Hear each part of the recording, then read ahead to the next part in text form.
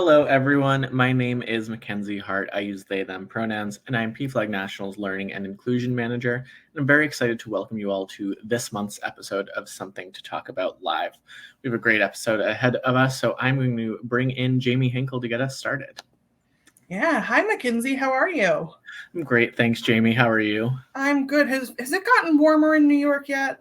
A bit warmer. I mean, last weekend was just so cold, so I don't know if anything will ever be that cold again. So taking every day with a little bit of joy. Yeah, that sounds wonderful. Well, thank you for being with us and for hanging out with folks in all of the comments and the chat spaces. We will maybe see you soon. Awesome. Thanks, Jamie. All right. And thank you all, like Mackenzie said, for joining us for this month's Something to Talk About Live. My name is Jamie Hinkle. My pronouns are she and her, and I am the Interim Director of Learning and Inclusion at PFLAG National. And I'm really excited for today's conversation. We're using an article called Black Joy is for Black Queer Youth Too from parents.com, and it was written by a journalist named Amaris Ramey. And I'm really excited to introduce our guests to be a part of this dialogue with us, to be a part of this really important conversation. And so, hello. Thank you so much for joining us. First things first, could you introduce yourself to our audience and maybe tell us a little bit about the work that you have done, the work that you are doing, and how you're connected with PFLAG? Great. So happy to be here this morning. And I'm Sikivu Hutchinson. I'm from South LA, and I'm the founder of the Women's Leadership Project, which is a Black feminist mentoring, civic engagement, and advocacy program for Black girls, girls of color, queer and gender expansive youth.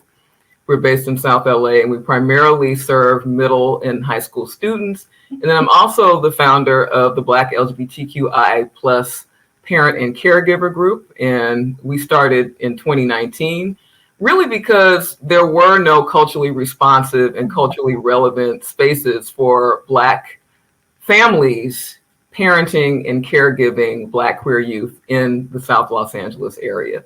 And so subsequent to that, I joined the PFLAG Black Parent and Caregiver Affinity Group, and I've been a part of that group for about a year now. That's wonderful. And it sounds like you're not busy at all. I mean, there's nothing going on in your life right now. Free time. Well, thank you so very much for being with us and for sharing and for all of the work that you're doing. And, you know, in 2021, you wrote an op-ed that was published in the LA Times, and it was about the addition of ethnic studies as a graduation requirement for high schoolers in the state of California. And the piece that you wrote was about all of the work that needed to be done to ensure that Black queer youth were included in that conversation and that their needs were being met inside and outside of the classroom. And so I'm wondering, can you give us any updates on that work? Do you have anything to report, whether it's good news or bad news on the work that's being done in that space to ensure that people's voices are included in the classroom? Yeah, so not only did the state of California mandate that students take ethnic studies classes, but back in 2011, the FAIR Act was passed, and the FAIR Act requires that teachers employ culturally responsive pedagogy that not only attends to the needs of communities of color, but also attends to the needs of queer communities across ethnicity. And it's been my observation that despite having extremely momentous policies like the FAIR Act and the passage of this requirement for ethnic studies in 2021, that there are still a lot of gaps when it comes to really uplifting and amplifying all of the rich social history that we know queer communities have contributed to the United States. And it's really been problematic for me to see, as a parent of a 10th grader, that many of these courses, ethnic studies overarchingly, or African American studies, Mexican American studies, what have you, are not actively incorporating queer histories and queer resistance struggles and queer artistry. So there have definitely been issues with the implementation of that directive. The class of 2027 in LAUSD is required to take an ethnic studies course, and ethnic studies is only a semester-long course. There, like I said, are other courses that are under that umbrella: African American studies, as I cited before, African American literature, that students can take. And so what I'm finding, again, as a parent in the trenches, so to speak, that you really have to stay on top of educators to ensure that the content is being incorporated, and that the content is being incorporated not in a tokenistic, piecemeal way, like, okay, it's Pride Month, so now we're going to do a lesson on Stonewall, and we're going to do the obligatory erasure of Black and Latinx queer activists in Stonewall. That's problematic. And unfortunately, that is what we're seeing in some spaces within the LAUSD. Thank you so much for that update. And what is sort of an additional piece to this, and I'm wondering if you have any insights you can share, is for people like you and me who live in states like Oregon and California, we're having these nuanced conversation about curriculum and about making sure that queer voices are included in these curriculum.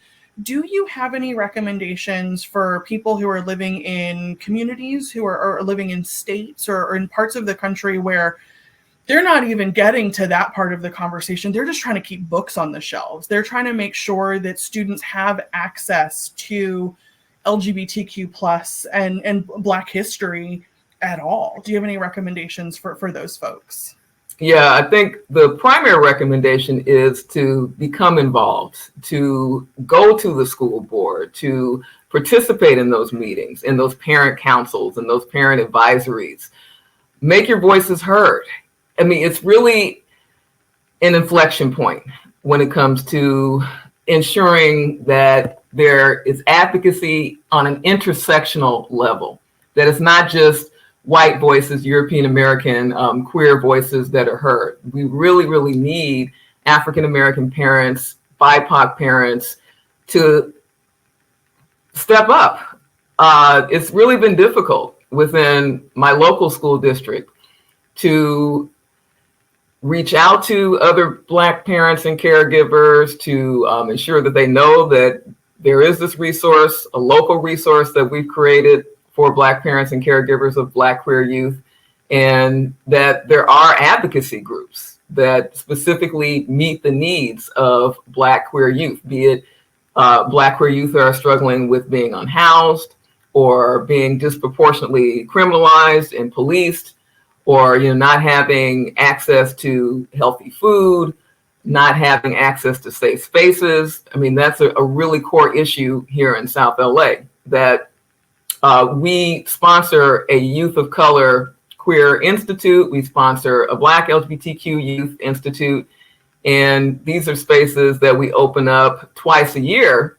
But throughout the year, in terms of the overarching community, there are very few accessible spaces for queer youth of color, for Black youth who identify as queer or gender expansive, to access.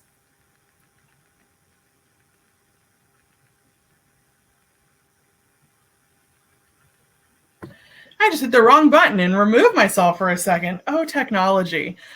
Because you got me thinking about just an additional part of that question in, showing up requires time and energy and feeling safe in a space. Do you have any recommendations for organizations that are doing this work that would like to see more people showing up and making their voices heard? I think that reaching out to folks in the spaces where they're already organizing, where there's momentum, be it just a general like parent space. Yeah. Doesn't have to be a PTA, because we know some PTAs are very reactionary. But any type of local community space that is advocating for youth, there are going to be parents and caregivers of queer youth that simply don't know how to navigate. Yeah. That don't know that, again, these resources exist unless we are actively reaching out to them. And one of the things that we do, again, in terms of the LGBTQ Youth of Color Institutes, the Black LGBTQ Institutes, is we try and disseminate information broadly. Other African American organizations, other affinity organizations, doing promotional shout outs on social media, having our youth actually do a lot of the organizing as well is really critical, because we know that Gen Z is so savvy and so proficient at utilizing social media. Yeah. And so that has really been an asset for us, tapping into our youth peer educators who are leading the way, I might add, in terms of being critically conscious about how they're impacting their school communities and really educating adults, most of us who are Gen Xers or baby boomers, older, blithely ignorant about what's happening in their lives when it comes to institutionalized homophobia and transphobia and microaggressions. So, I mean, it's a really collective and village approach that we have to adopt. I mean, we do book clubs, for example, that are multi-generational. And when we get to the media part of the show, I wanted to shout out some of the books that we've been using by African descent queer authors that, like I said, are really impactful in terms of not just speaking to youth audiences, but speaking to some of the issues and concerns that parents and caregivers are having in the space. Yeah. Well, and that is just such an amazing segue into the article that we used for folks to guide this conversation on their own, centered a lot on media representation in a number of different ways. And the author really focused on how this media representation can impact Black queer young people. And one of the examples that was shared is the author mentioned two pretty well-known Black celebrities very publicly threatening their sons with violence if they defied gender norms or if it ended up that they were gay. And I'm wondering if you could share sort of your thoughts on why celebrities feel comfortable saying those sorts of things publicly, because it can be sort of shocking sometimes that with the platforms they have, the things that tend to come out of people's mouths. So I'm just wondering if you have any insight on that. Yeah, well, I mean, certainly they're symptomatic of the broader structural issues with deeply entrenched homophobia and transphobia, heteronormativity, and heterosexism. So we can't deny that is a pervasive and insidious cancer within celebrity culture. And then when it comes to folks like Kevin Hart, there is this attempt to, I believe, overcompensate vis-a-vis Black masculinity, that there has to be this performative Black masculinity that is totally embracing of these extremely toxic heterosexist and heteronormative masculine tropes. So I think that was the signal there, that in order to be perceived as an authentic, African-American male, that you have to reject anything that smacks or resembles gender nonconformity. And particularly when we're talking about our children, that we have to hew to this paradigm of patriarchal masculinity in addition to Christian respectability. I think that undergirds, unfortunately, a lot of the homophobic and transphobic backlash that we're seeing in some segments of the African American community. Yeah, and how do you think that public statements like that and the attention that media places on them impact Black queer youth? I think the impact is devastating, and we've certainly seen that in the stats. The high rates of suicide, the high rates of depression, the high rates of anxiety, the high rates of folks being pushed out of school, pushed out of homes, becoming homeless. The list goes on in terms of the very real threats and dangers that African American queer youth experience in Black spaces, in Black communities where they are not being cared for. So one of the things that we have been doing with our youth is utilizing the GLSEN, the Gay Lesbian Student Education Network survey at our local school partners to see what the climate is like for queer and gender expansive youth at their campuses when it comes to representation in the curriculum, when it comes to the existence or lack thereof of adult allies on campus who can intervene and disrupt homophobic and transphobic microaggressions, when it comes to the representation of books that encompass the rich experiences and social histories of queer folks and communities. And that has really been generative in terms of allowing our youth to be the leaders in that discourse and in redressing those conditions. Yeah. And I appreciate you mentioning the GLSEN climate survey. I think that when they started introducing data on things that make measurable improvements, it was really enlightening to a lot of folks. So thank you for mentioning that. And I want to sort of take something that wasn't mentioned in the article, because we have been seeing more and more really positive and affirming statements from Black celebrities as well. You know, supportive parents of queer kids. I'm thinking Dwayne Wade, Magic Johnson, Marlon Wayans. Do you think that those voices and seeing those voices celebrated more in media help queer youth? And do you have any recommendations for allies that want to elevate that kind of voice? I think it does, but my caveat would be they're celebrities. Mm-hmm. And so we know that there's a disconnect between the celebrity amplification of positive messages and the trickle down to the everyday lived experiences of our youth in schools, in communities, in faith-based spaces. So I think that the upside, obviously, is that there are more African-American prominent folks, luminaries, who are willing to step up and be affirming in these spaces. And then the downside is that gets marginalized because, it's an exception. It has nothing to do with, like I said, the average everyday dynamics that we have to navigate through as African-American folks in an extremely hyper-segregated, white supremacist, heterosexist, patriarchal, normative context. So as far as the question about what can allies do, talk about these things in everyday spaces. Raise the issue in these parent meetings where, quote unquote, LGBTQ issues are not on the table. Mm-hmm. Make sure that the curriculum at your school, if you can do so, okay, because we know it's not always safe to do so, to advocate for these issues, without backlash. Make sure that curriculum is representative and not just inclusive, but truly representative.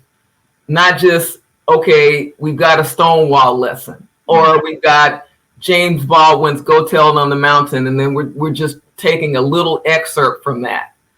Make sure that there is comprehensive integration of those voices, of those histories, of that culturally responsive trajectory into the curriculum and into the pedagogy of that school. I mean, that's what I've been trying to do with my child's school. Yeah. And actively engaging with ally parents who have identified that they want to be involved. I mean, we've had a whole discussion about this around my child's English class, honors English class, where there's no representation right now of Black queer social histories and trajectories.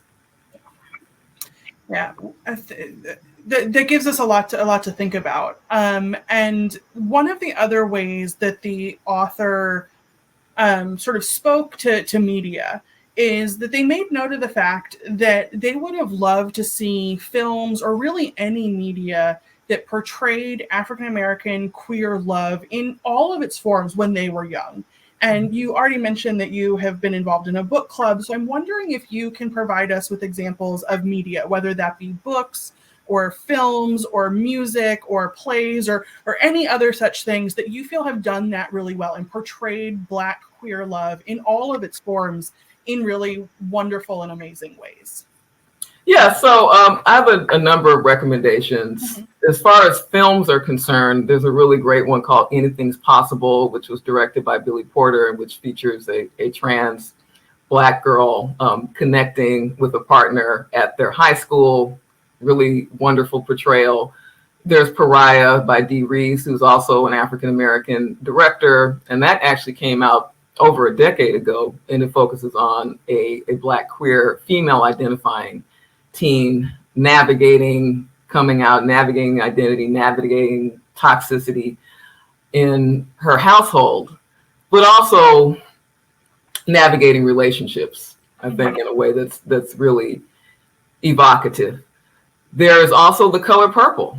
I don't know if folks in the audience have had an opportunity to see that yet, but this iteration is far more explicit in terms of showing the intimate friendship between Celie, the protagonist, and Suge, the African-American singer and performer. And there's a really lovely, just powerful scene with them in a movie theater, and they share a kiss. And throughout the film, there's an evocation of their closeness and their allyship and solidarity as Black women in an extremely traumatic era of hypersegregation. There's also Jacqueline Woodson's The House You Pass on the Way, which is a 1990s young adult novel by again, Jacqueline Woodson. And that's an interesting novel insofar as it's coming from a middle school Black lesbian perspective. And this is also a young person who is coming into their sense of identity and coming into their sense of voice in the world. And this is a really excellent one by Kacen Callender. It might be blurred, but it's called Felix Ever After, and recently published by Callender, who's also a Black non-binary author. And so this one focuses on a Black trans teen in New York City, and he's in the art world, and he's again navigating relationships, navigating some microaggressions at school, and really steeped in a very powerful and strong friend network. And that's pivotal to Kacen Callender's body of work, looking at the friend networks that Black queer youth navigate through, how they support and affirm them. And with that, my final recommendation would be King the Dragonflies. This is a book that we've been looking at quite a bit in a number of different book club discussions, and we also utilize it in our classroom outreach and curricula. And it focuses on a Black middle schooler coming up in New Orleans. He's dealing with the death of his brother. He's dealing with conflicts with parents in his household, but also coming into his identity as a queer youth, and very steeped in a strong friend network. I feel like I just added like 3 or 4 things to my book list. So my Kindle's going to get a lot of work over the next few months. With everything that you just mentioned, with those films, with those books, in your experience, what have you seen happen when young people don't have access to those sorts of things and don't know where to find them and aren't able to see and experience those sorts of stories? What I see is a lot of isolation. Yeah. I see isolation, I see anxiety, I see young people really struggling in school. We've had so many instances where young people have come to us and said, because you're here, I'm able to stay in school. I'm able to feel like I'm accepted and I'm affirmed and I'm seen. You're holding space for me. There aren't GSAs, unfortunately, in a lot of the schools that we're in right now. I mean, that's just the cold reality, is that GSA presence and GSA participation in a lot of Black and brown schools is negligible. Mm-hmm. And We just did a faculty presentation, for example, just last week with our students on the GLSEN survey responses. And a faculty member said that they had attempted to convene a club, not necessarily under the mantle of GSA, but a club for LGBTQ plus youth. And that it had sort of gone by the wayside because there was so much fear and anxiety on the part of students about actually going to the room during the designated time of the group meeting. And there not being a lot of support amongst the faculty for it, despite that particular campus having a fair amount of queer identifying folks. Yeah, and I have to imagine that if people, it's so easy to say, well, it's Los Angeles, it's California, that couldn't possibly be happening, and it absolutely is. And thank you for sharing that insight. The last thing that I was hoping to talk to you a little bit about, and it is shifting gears just a little bit, but you've written pretty extensively about your experience as an African-American atheist in the United States. And I'm hoping you can maybe tell us a little bit more about that, and really just in your experience, how you see religion and faith and spirituality impact queer young people, and whether you're seeing any sort of positive trends right now in that space, in those conversations. I'm not seeing a lot of positive impact, to be quite frank, insofar as when we do our GLSEN discussions and when we have discussions at our institutes for queer youth, that religion comes up as a negative, organized religion. Now, there are folks who are more spiritually oriented, who are theistic, but again, not steeped in a particular denomination. And that appears to be the trend among Gen Z youth, that if they are not actively rejecting organized religion per se, they are very skeptical of it because of the institutionalization of these toxic, homophobic, and transphobic, heteronormative, and heterosexist norms that many of them experience within Christian context, people still invoking biblical references to the pathology and abnormality of queer sexuality, to queer identities, folks utilizing religion to disclaim and discount pronouns. Mm-hmm. So unfortunately, amongst the youth that I work with, religion is really perceived as a barrier, as toxic, as something that they really have to navigate around, because most African American and Latinx families are steeped in organized religion. African Americans have some of the highest rates of religious observance in the United States, primarily Christian. And so, as you noted, I've written about that quite extensively. I identify not only as an atheist, but as a humanist. And so one of the core ideals and principles of humanism is an affirmation of non-binary gender identities. Thank you. Well, we don't have a lot of time left, but I'm hoping that last but not least, you can share just one or two things that you do personally to find and celebrate Black joy within your own life.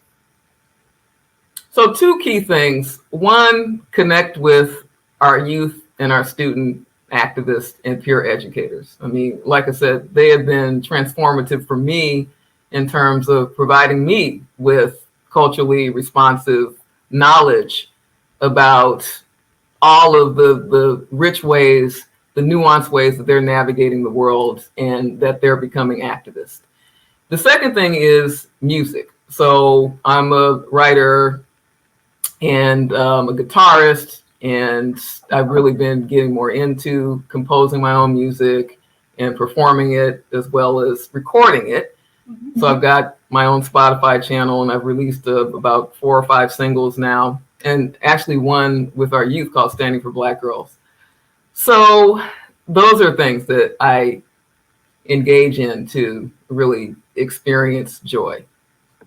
That's wonderful. Well, thank you so much for being with us and being a part of today's conversation. I am so grateful to the time and energy that you are giving to young people and that you are giving to PFLAG through our PFLAG Connects Communities program and the affinity group that exists. I hope to see you again sometime soon, and thank you so much for being with us. All right, well, that brings us to the conclusion of another episode of Something to Talk About Live. We hope to see you next month, towards the end of the month, and we will see you again. Thank you so much.